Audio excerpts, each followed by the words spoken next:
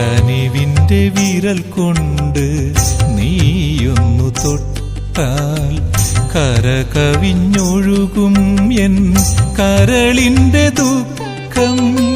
കരുണാമയ കാരുണ്യരൂപ കനിവോടെ എന്നെ നിൻ കരതാരിൽ ചേർക്കൂ. കനിവോടെ എന്നെ നിൻ കരതാരിൽ ചേർക്കൂ. കരയുന്നവരുടെ കണ്ണീരൊപ്പുന്ന തമ്പുരാനെ, അങ്ങയുടെ തിരുമുമ്പിലേക്ക് പലതരത്തിലുള്ള ദുരിതങ്ങളിലൂടെയും ബുദ്ധിമുട്ടുകളിലൂടെയും കടന്നു പോകുന്ന ഓരോ മക്കളെയും സമർപ്പിച്ച് പ്രാർത്ഥിക്കുന്നു. ഈശോയെ, സാമ്പത്തിക പ്രതിസന്ധികളിൽ കഴിയുന്ന മക്കൾക്ക് വേണ്ടി ഞങ്ങൾ ഇന്ന് പ്രാർത്ഥിക്കുന്നു.